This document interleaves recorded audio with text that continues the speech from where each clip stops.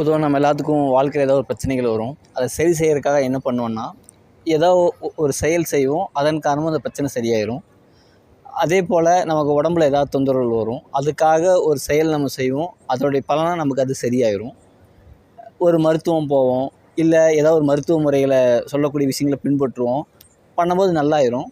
திரும்பவும் அதே பிரச்சனை, அதே உடம்பு சூழ்நிலை வரும். திரும்ப நம்ம முதல்ல என்ன ஒரு செயல் செஞ்சோமோ, அதே செயலை செய்வோம். ஆனால் எந்த பயனும் தராது. இப்போ ஏன் அப்படி பயனளிக்க மாட்டேங்குது அப்படிங்கிற கேள்விக்கு பதில் என்ன அப்படின்னு சொன்னால், உங்களுக்கு அந்த நேரத்தில் அது இறை அறிவிப்பாக வந்துச்சு. அப்போ நீங்கள் அதை செஞ்சீங்க, அது நல்லாச்சு. இப்போ நீங்கள் என்ன பண்ணுறீங்கன்னு சொன்னால், அந்த கடந்த கால அறிவை நிகழ்காலத்துக்கு நீங்கள் பயன்படுத்துகிறீங்க. அது இப்போ யூஸ் ஆகாது. ஏன்னா அப்போ அது அறிவிப்பாக வந்துச்சு, இப்போ இது அறிவிப்பாக வரலையா இல்லைங்களா? இப்போ நம்ம என்ன சொல்ல வரோம் அப்படின்னு சொன்னால், அதாவது நம்ம அந்த பிரச்சனைக்கு காரணம், நம்ம உடம்புடைய பிரச்சனையாக இருந்தாலும் சரி, வாழ்க்கையில் நடைபெறக்கூடிய பிரச்சனையாக இருந்தாலும் சரி, அதற்கு காரணம் என்னென்னா நம்முடைய மனதினுடைய உள்ள பிரச்சனைகள் தான். அதனுடைய விளைவாக தான், அந்த மனதில் உள்ள குறைகளின் காரணமாக தான் நமக்கு அந்த பிரச்சனையும் வந்துச்சு, நமக்கு உடம்புல நோய் வந்துச்சு. அப்போ அந்த மனதினுடைய மாற்றம் தான் முழுமையான மாற்றமே தவிர, நம்ம செய்யக்கூடிய செயல்கள் வந்துட்டு முழுமையான தீர்வு கிடையாதுன்னு நம்ம புரிஞ்சுக்கணும். அதாவது நமக்கு வந்துட்டு ஒரு தொந்தரவு இருக்குது உடம்புல. அந்த தொந்தரவுக்காக நான் என்ன பண்ணுறேன்னா, ஒரு விஷயத்தை நம்ம பண்ணுறோம்.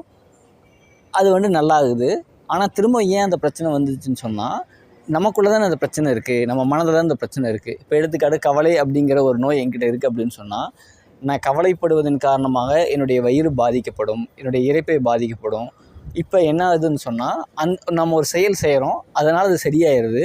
திரும்பவும் அதே பிரச்சனை வருது. ஏன் வருது அப்படின்னு சொன்னால், நம்ம மனதில் தான் அந்த கவலை இருக்குது. அந்த கவலை போலியா இல்லைங்க, அந்த மனதின் மாற்றம் தான் நமக்கு முழுமையான ஒரு தீர்வை கொண்டு தருமே தவிர, அதை நம்ம சரி செய்யாமல் நம்ம என்ன தான் பண்ணாலும், அந்த நேரத்தில் அந்த இடத்துல நமக்கு இறை உதவியாக என்ன வருது அப்படின்னு சொன்னால், இது செஞ்சு நல்லாகும் அப்படின்ட்டு வரும். நம்ம அதை செஞ்சுருவோம், அது நல்லாயிரும். ஆனால் திரும்பவும் அதே மாதிரி பண்ணுவோம். ஏன் நல்லாகாதுன்னா, அந்த இடத்துல நம்ம இறை அறிவிப்பாக வரல, ஒன்று. ரெண்டாவது என்னென்னா, அந்த பிரச்சனைக்கு காரணம் என்னென்னு சொன்னால், அந்த மனதில் தான் இருக்குது. நம்ம அதற்காக ஒரு செயல் செய்கிறோம் அப்படிங்கும்போது அது பலன் அளிக்காது. இப்போ இருந்து நமக்கு என்ன தெரியுதுன்னு சொன்னால், நம்முடைய மனதில் அந்த விஷயத்தை நம்ம சரி செய்கிறது கொண்டு தான் நம்முடைய பிரச்சனைகளும் நம்முடைய நோய்களும் சரியாகுமே தவிர, அதை தவிர நம்ம எந்த முறைகள் பின்பற்றினாலும் என்னென்னு சொன்னால், தற்காலிக ஒரு தீர்வாகத்தான் இருக்கும். ஆனால் சில விஷயங்கள் என்னென்னா, ஒரு பொதுவான உண்மையாக இருக்குன்னு வச்சுங்களேன். இப்போ ஒருத்தருக்கு வந்துட்டு மனதில் தான் பிரச்சனை இருக்குங்க, இல்லைன்னு சொல்ல. மனதில் கவலை அப்படிங்கிற நோய் இருக்குது. ஆனால் அந்த கவலை அப்படிங்கிற நோய்க்கு பசிச்சிருந்தால் கேட்கும். ஏன் பசிச்சிருந்தால் கேட்கும் அப்படின்னா, பசிச்சிருக்கிறது அப்படிங்கிறது இறை தொடர்பு நமக்கு ஏற்படுத்துது. அது எப்போயுமே நமக்கு பலன் தரும். அதே போல் ஒருத்தர் வந்துட்டு நோய் வந்துருச்சு, ஓய்வு எடுக்கிறாரு. ஓய்வு எடுக்கிறது என்ன பண்ணுன்னு சொன்னால், அவர் மனதில் நோயே இருந்தாலும் அந்த உடம்பு பிரச்சனைக்கு ஓய்வு எடுக்க கேட்கும். ஏன்னா ஓய்வு எடுக்கும் பொழுது அது உடம்பு கண்டிப்பாக குணமாகும். ஏன் குணமாகும் அப்படின்னு சொன்னால், அது இயற்கை நியதி. இது பண்ணால் இது கேட்கும். அந்த உண்மைக்கு அது வேலை செய்யும். அப்போ நம்ம 2 விஷயங்களை புரிஞ்சுக்கணும்.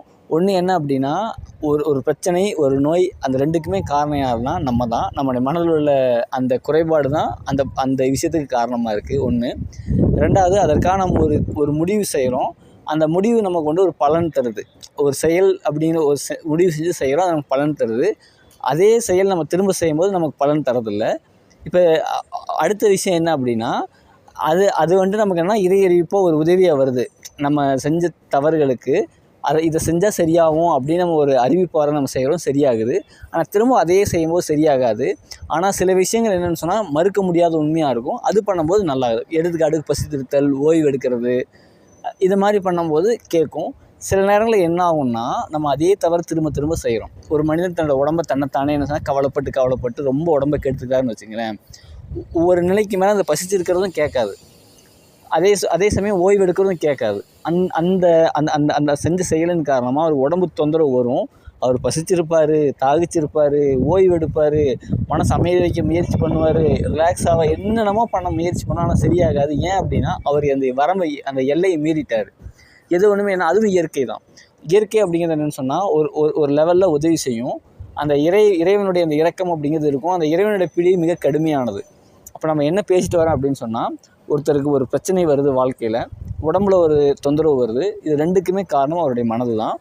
அந்த மனதில் தான் அவருக்கு நோய் இருக்குது. அந்த நோயின் காரணமாக இந்த பிரச்சனை வந்துச்சு. அந்த நேரத்தில் அவர் அதற்காக ஒரு செயல் செய்கிறாரு, அது நல்லாகுது. அந்த நேரத்தில் அவருக்கு அது இறை அறிவிப்பாக வந்தது. திரும்பவும் அதையே செய்கிறாரு. அந்த நேரத்தில் அது இறை அறிவிப்பாக வராதனால அது கேட்காது. ரெண்டாவது, இயற்கை நீதின்னு ஒன்று இருக்குது. இந்த செயல் செஞ்சால் இந்த பலன் கிடைக்கும் அப்படின்னு இருக்கும். அதை செஞ்சிடறேன்னு சொன்னால் திரும்ப திரும்ப திரும்ப திரும்ப சரி பண்ணிக்கிறாரு. ஆனால் அதே தவிர திரும்ப திரும்ப அவர் செஞ்சு ஒன்றை வற்புறுத்திக்கும் பொழுது அந்த இயற்கை என்ன பண்ணுன்னு சொன்னால் அதுவும் வேலை செய்யாமல் ஆயிரும். ஏன் அப்படின்னா ஒரு அந்த வரம்பு எல்லையை மீறிட்டார். அப்போ என்னென்னா அந்த இந்த இயற்கை நியதியும் மாற்றப்பட்டுரும். அப்போ நம்முடைய பிரச்சனைக்கு முழுமையான தீர்வு மனதின் மாற்றமே தவிர வேறு ஒன்றுமே கிடையாது. அந்த மனதில் மாற்றம் வரணும் அப்படின்னு சொன்னால் ஒரே விஷயம் என்னென்னா நம்ம பிரார்த்தனை தான். அந்த பிரார்த்தனையில் நம்ம அந்த கஷ்டத்தில் நமக்கே அந்த பிரார்த்தனை வரும், இது செஞ்சால் நல்லாகும் அப்படின்ட்டு. அந்த பிரார்த்தனை நீங்கள் பண்ணுங்கள். இப்போ எடுத்துக்கான கவலை வந்துச்சு, கவலை வேண்டாம் இறைவனே அப்படின்னு மனசில் வருது அந்த பிரார்த்தனை, அதை பண்ணுங்கள், கண்டிப்பாக சரியாகும். இல்லை எனக்கு கடந்த கால எண்ணங்கள் துக்கம் வந்துகிட்டே இருக்கா, அந்த துக்கம் சரியாகணும் அப்படிங்கிற பிரார்த்தனையாக வருது, அதை ப்ரே பண்ணுங்கள், நல்லாகும். அதே போல் பயம் வருதா, எனக்கு பயம் வேண்டாம். கோபம் வருதா, கோபம் வேண்டாம். அதிகமாக நான் பெருமைப்படுறேன், அதிகமாக பொறாமை வருது, அதிகமாக சிரிச்சுட்டே இருக்கேன், மகிழ்ச்சியாக இருக்கிறேன், மற்றவங்க கஷ்டப்படுறது எனக்கு மகிழ்ச்சியாக இருக்குது, என்னோடய நிலையை கண்டு நானே என்னென்னு சொன்னால் உண்மை நிலை இல்லாமல் நான் ஒரு போதைக்குள்ளாகிறேன். இப்போ உங்களுக்கு என்னென்ன கஷ்டங்கள் இருக்கோ அந்த கஷ்டங்கள் சரியாகணும் அப்படின்னு உங்கள் மனசில் வருதா இல்லைங்களா, அந்த வர்றது தான் உங்களுடைய ப்ரேயர், அந்த பிரார்த்தனை. அதை நீங்கள் அதை நினச்சிங்கன்னா போதும், கண்டிப்பாக சரியாகும். நம்ம அதை விட்டுட்டு தீர்வு வெளியே தேடுறோம். உங்களுக்குள்ளே என்ன ஒரு விஷயம் வருதோ, அந்த பிரச்சனையாக உள்ளே இருக்குதோ அதுக்கு உண்டான சொல்யூஷனும் உள்ளேயே தான் இருக்குது. அதை நீங்கள் பிரார்த்தனையாக வைங்க, உங்களுடைய எல்லா பிரச்சனையும் நல்லாகும். பிரார்த்தனை பண்ணிட்டு என்ன பண்ணணும்னு சொன்னால் நம்ம நம்பிக்கை வைக்கணும். எப்போ நம்பிக்கை இல்லாமல் ஆகிறோமோ என்னென்னு சொன்னால் நம்ம பிரார்த்தனை உண்மையாக இல்லை அப்படிங்கிற அர்த்தமாகுது. நம்ம ப்ரே பண்ணிவிட்டோம் நல்லாயிரும் நம்புங்க. எப்போ அந்த நம்பிக்கை குறையும் அப்படின்னு சொன்னால் நம்ம உடனே அந்த பிரதிபலனை எதிர்பார்ப்போம். இப்போ நான் ப்ரேயர் பண்ண நல்லாயிருமா அப்படின்னா நல்லாயிருச்சு அப்படிங்கிற நம்பிக்கை தான் வாழ்க்கையாக இருக்கே தவிர நம்முடைய பிரச்சனைக்குள்ளான சொல்யூஷன் இருக்கே தவிர அது எப்படி நல்லாகும் எப்போ நல்லாகும் அப்படிங்கிறது கிடையாது. இப்போ நம்ம என்ன பேசுகிறோம் அப்படின்னு சொன்னால் நம்முடைய மனதினுடைய கேடுகளின் காரணமாக தான் நம்ம எல்லா பிரச்சனைகளையும் எல்லா சிரமங்களையும் சிக்கிக்கிறோம். அதற்கான நம்ம ஒரு சொல்யூஷன் பண்ணுறோம், அது குறிப்பிட்ட வரைக்கும் பயன் தருது, திரும்பவும் அதே பண்ணுறோம், பயன் தர மாட்டேங்குது. திரும்பவும் நம்ம இயற்கை நீதிக்கு உட்பட்டு செயல்படுறோம், அது ஒரு பயன் தருது. அதுக்கப்புறம் திரும்பவும் அதுவும் பயன் தராமல் போயிடுது. இப்போ இறுதி முயற்சி இறைவனிடம் தான். நம்ம பிரார்த்தனை வைக்கிறோம், அந்த பிரார்த்தனை நமக்குள்ளேயே இருக்குது. அந்த பிரார்த்தனை பண்ணும்போது நமக்கு கண்டிப்பாக சரியாகும். அந்த பிரார்த்தனை மீது எப்போ அவநம்பிக்கை வருதோ என்ன ஆகும்னு சொன்னால் நம்ம திரும்பவும் அதே கவலைக்குள்ளே போயிடும். அந்த பிரார்த்தனையை முழுமையாக நம்பணும். கண்டிப்பாக அந்த நம்பிக்கை தான் வாழ்க்கையாக இருக்குது. அந்த நம்பிக்கை அப்படிங்கிறது உறுதியாகணும் அப்படின்னு சொன்னால் நம்ம விருப்பங்களை ஆழமாக கெட்டியாக பிடிக்கணும். அந்த விருப்பம் அப்படின்னு நம்ம உள்ளத்தில் இருக்குது, நல்லாகணும், பிரச்சனை சரியாகணும் விருப்பமாக இருக்கா இல்லைங்களா, அந்த விருப்பம் தான் முதல் தரம், நம்பிக்கைங்கிறது இரண்டாம் தரம். அப்போ நம்ம ப்ரே பண்ணிட்டோம், அந்த ப்ரே பண்ணுறதா விருப்பமாக இருக்குது, நம்ம விரும்பிட்டோம், விரும்புகிறது தான் பிரார்த்தனை. அந்த பிரார்த்தனையோடு நம்ம இருந்தோம்னு சொன்னால் நமக்கு என்னென்னு சொன்னால் அவநம்பிக்கை வராது. எப்போ அந்த விருப்பங்களை விடுறோமோ, அந்த விருப்பங்களை அவநம்பிக்கை கொள்கிறோமோ திரும்ப நம்ம என்னென்னு சொன்னால் அதே பிரச்சனைகளை வந்துடும். அப்போ உங்கள் விருப்பங்களில் வாழுங்க. அந்த விருப்பம் என்னவாக இருக்குது, என்னுடைய உடம்புடைய நோய் நல்லாகணும், என்னுடைய வாழ்க்கை பிரச்சனை சரியாகணும் அப்படிங்கிறது அடிப்படையாக இருக்கும் பட்சத்தில் அது நல்லாகும் அப்படிங்கிற விருப்பமாக இருக்கா இல்லைங்களா, அதை கண்டிப்பாக நம்புங்க. அந்த இதிலே நல்லா இருங்கிற வாழ்க்கையில் நம்பிக்கை கண்டிப்பாக சரியாகும். அப்போ நிச்சயமாக என்னென்னு சொன்னால் இறைவன் பொறுமையாளர்கள் இருக்கின்றான். பொறுமையாக இருங்க, கண்டிப்பாக எல்லாமே சரியாகும். நன்றி.